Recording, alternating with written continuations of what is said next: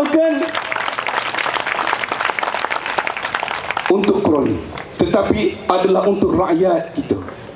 Tuan-tuan sidin hadirin, saudara-saudari yang dirahmati sekalian, ya, PAS, satu perjuangan yang dibawa oleh PAS tidak sebagaimana yang ditunjukkan oleh UMNO Barisan Nasional pada hari ini.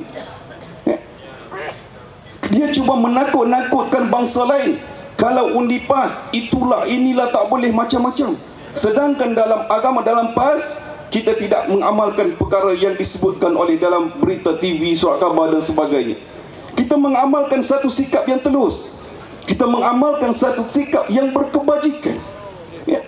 Agama Islam disifat dia adalah berkebajikan. Kalau tuan-tuan tengok di Kelantan, contoh, ya, di Kelantan kebajikan kita bagi bukan hanya sekadar bangsa Melayu. Bangsa Cina dapat, India dapat, Siam dapat. Ya. Kenapa dia nak cuba menakut-nakutkan bangsa? Tak perlu. Kalau Tok Guru Nik Aziz, dia boleh masuk dalam kuil, dalam tokong dan sebagainya. Itu sebagai contoh, itu sebagai pemimpin yang sepatutnya. Dia tak perlu nak takut-takutkan kepada rakyat sekalian. Sebab itulah, saudara-saudari hadirin yang dimuliakan sekalian, pada kali ini kita mesti tukar kerajaan persekutuan daripada kerajaan Barisan Nasional pada hari ini kepada kerajaan Pakatan Rakyat. Ya. Dalam masa yang sama kita mengekalkan kerajaan di negeri Selangor. Ya. Kita kekalkan kerajaan negeri Selangor. Sebab apa? Sebab kita dah boleh lihat bagaimana kebajikan yang diberikan kepada rakyat Selangor. Macam-macam kebajikan, banyak kebajikan yang diberikan, yang disalurkan kembali kepada rakyat Selangor. Ya. Itu sepatutnya amalan yang perlu diamalkan oleh para pemimpin. Bukannya sesuatu projek yang digunakan adalah untuk diri dia, untuk keluarga dia, untuk kroni dia. Sebab itulah perlunya kita ubah pada hari ini. Ya. Kalau kita menang, Pakatan Rakyat menang, rasanya pilihan raya akan datang, tak perlu buat bersyabah macam ni. Kita boleh bagi dalam TV itu, dia nyatakan manifesto dia, kita nyatakan manifesto kita. Itu baru negara demokrasi.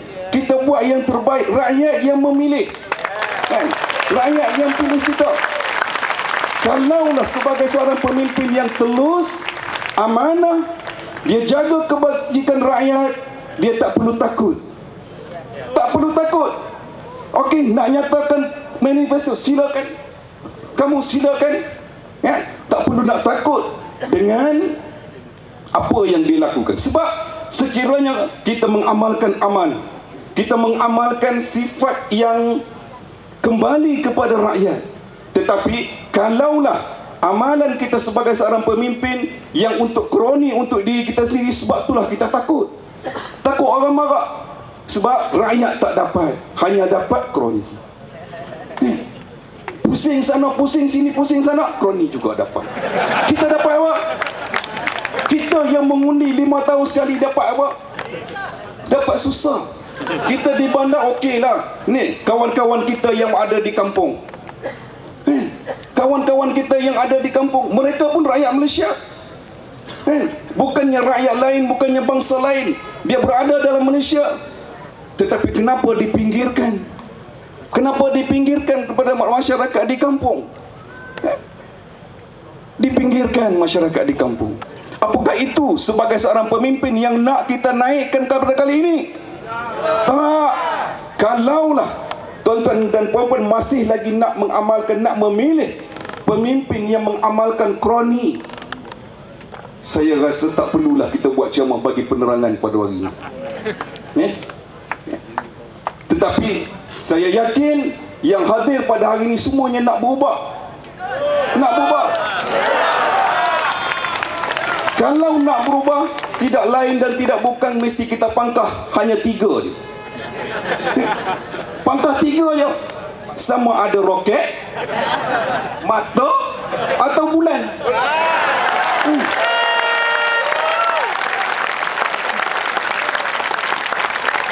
Tiga ni kita pangkah, kita boleh ubah. Ya, kita boleh ubah. Tetapi kalau masih lagi nak pangkah dacing, macam ni lah juga jadi. Lagi teruk. Kalau dacing menang, lagi teruk kita dikerjakan. Jangan kasih, mati kau. Okay? Jadi PAS dia tidak mengamalkan sikap macam tu. PAS yang kita bawa adalah untuk kebajikan. Kita dapat, kita akan kembalikan balik. Kita sebagai pemimpin bukannya untuk diri kita, apa kekayaan dalam negara, kekayaan dalam negeri, bukan untuk pemimpin. Tetapi pemimpin hanya menjaga kekayaan tersebut. Dia hanya jaga, dia hanya pegang amanah. Itu pemimpin. Bukannya kekayaan itu dikau, keuntungannya bukan hanya setakat keuntungan, modalnya sekali dia kau untuk diri dia. Sebab itulah bila kita kerajaan Pakatan Rakyat kata bila menang nak turun ke harga kereta, mana boleh dia kata turun harga kereta, bankrupt. Turun, hapuskan tol, dia kata bankrupt. Nak tahu bankrupt ke tidak, kali ini bagi pada Pakatan Rakyat. Betul? Bagi Pakatan Rakyat. Nak tahu, kita buktikan. Kerajaan Pakatan Rakyat buktikan sama ada negara Malaysia ini nak bankrupt ataupun tidak, dengan hanya sekadar kita menurunkan harga kereta, dengan hanya kita menghapuskan tol, kita memberikan pendidikan percuma kepada rakyat kita. Apakah itu boleh bankrupt negara kita? Tak. Sebab apa? Kaedah dia ada. Kaedah dia ada sebab pemimpin dia mengamalkan satu sikap yang terus, amanah dan adil. Bila dia pegang dengan tiga perkara ni, negara tidak akan bankrupt. Negara tidak akan bankrupt kecuali rasuah.